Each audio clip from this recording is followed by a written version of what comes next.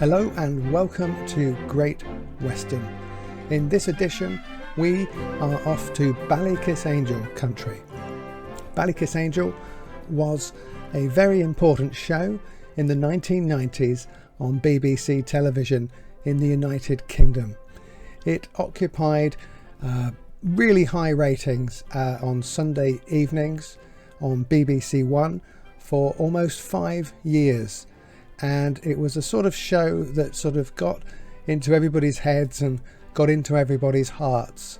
And I'd like to explain a few things about the show and why I think it was successful. So, what was the concept? Well, this show was created by a man called Kieran Prendeville.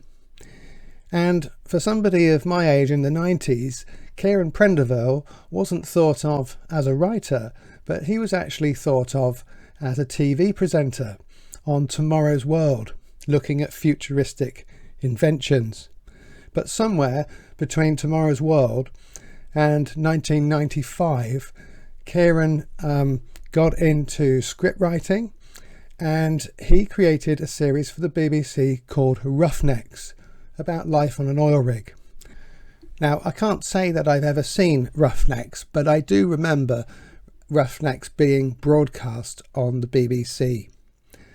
Well, confined to an oil rig and looking for ideas for a new TV show, Kieran Prendeville looked back to childhood holidays in Ireland. And in so doing, he remembered a village in County Kerry, I believe it was, called Ballykissangel. And the concept started from there. And I think it was obviously a fruitful time for him. It was great for him to imagine this wonderful place far away from all the claustrophobia of the oil rig where he was trying to write scripts for Roughnecks. There's no doubt in my mind that Kieran Prendeville was seeking escapism when he created Ballykissangel.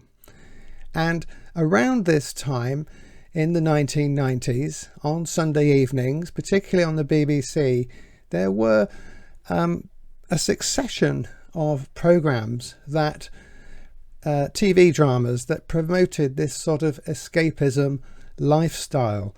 One of them was Hamish Macbeth, starring Robert Carlyle, which took place on this beautiful, remote Scottish island.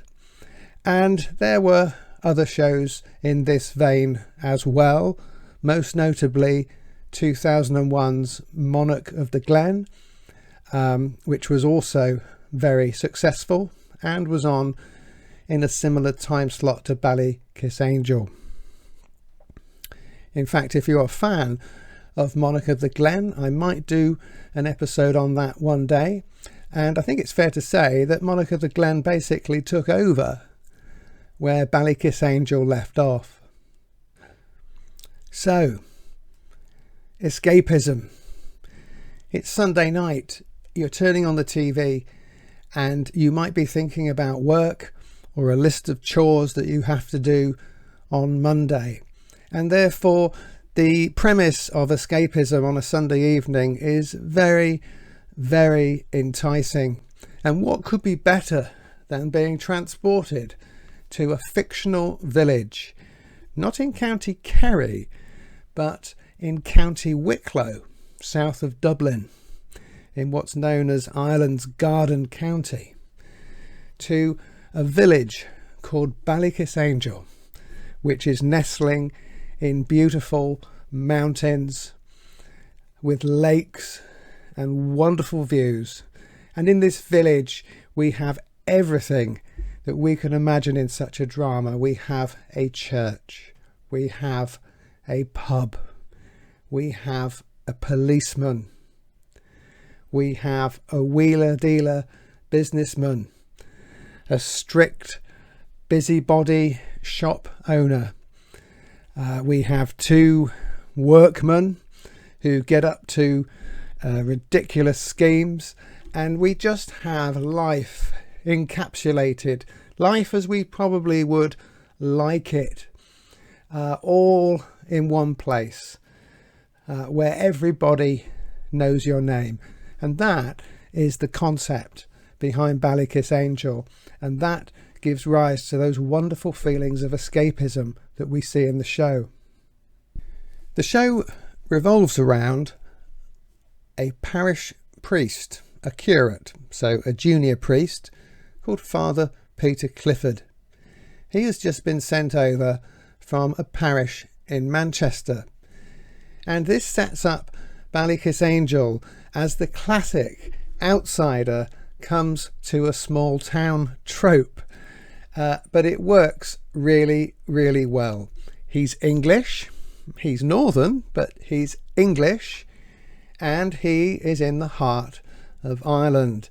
Now, if you're living overseas from the UK, you might know that England and Ireland have had a very checkered history over the centuries, and I think it's fair to say that the Irish have quite a sceptical view. And it's this wonderful sort of outsider status that Kieran Prendeville wanted to bring to Ballykissangel. So Peter Clifford is young, he's intelligent, he's diplomatic, he's thoughtful, and he's kind and he's caring. And he is the heart of the show. He has to face some tough situations, and one of the interesting things about Ballykissangel is that it doesn't duck difficult social issues. So even far away in this wonderful land, where you'd think there'd be no stress and no problems, we do actually see some very, very difficult plot lines in Ballykissangel, such as alcoholism, domestic abuse, and other problems also. So it's fair to say that Ballykissangel is tough, but it is funny.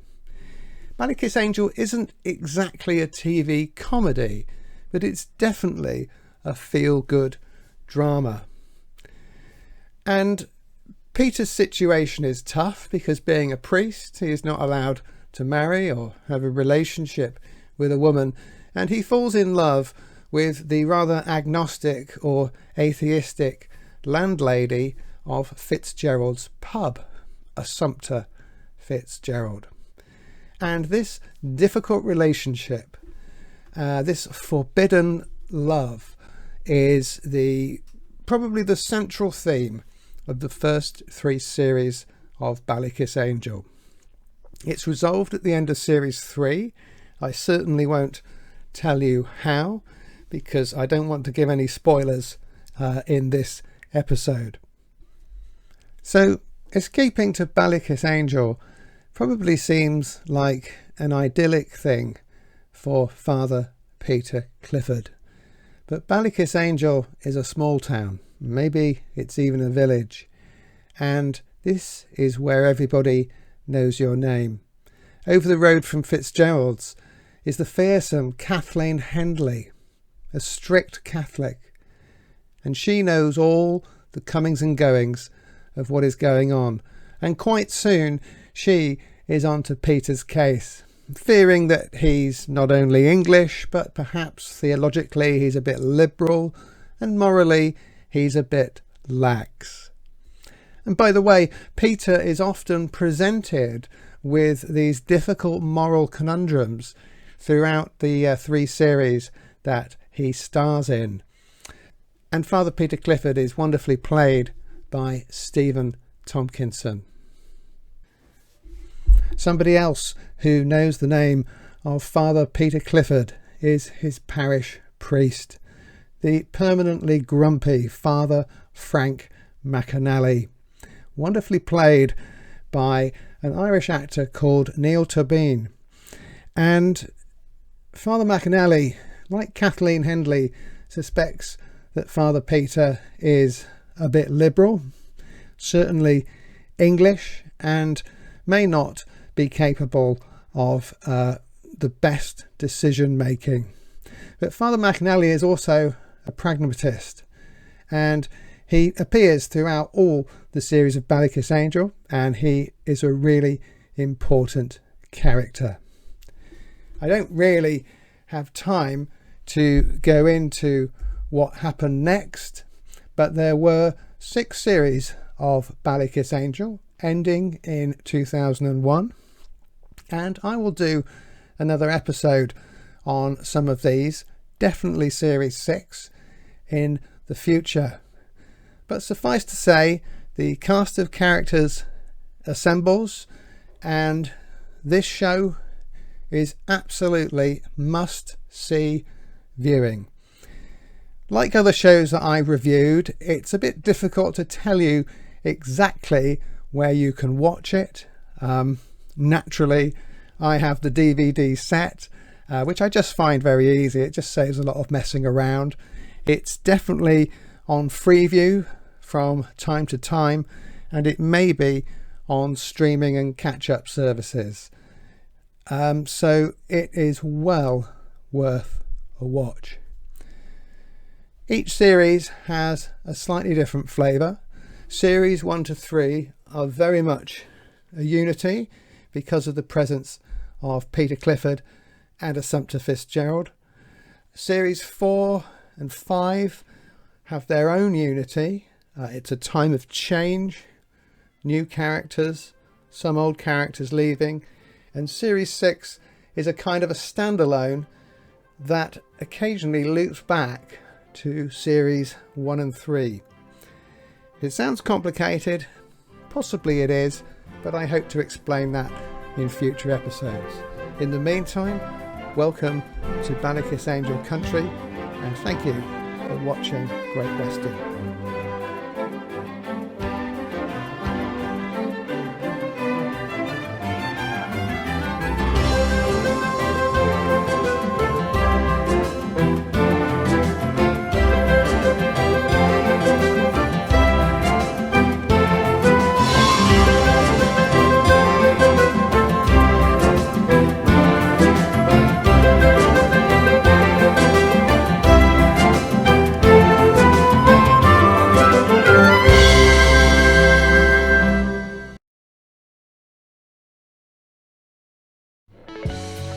Thank you so much for watching Great Western, and I hope that you enjoyed this video. Please like this video and consider subscribing, because by doing that you will really encourage me, and there will be further insights into music, TV, tech and much more. Thanks so much. Bye bye.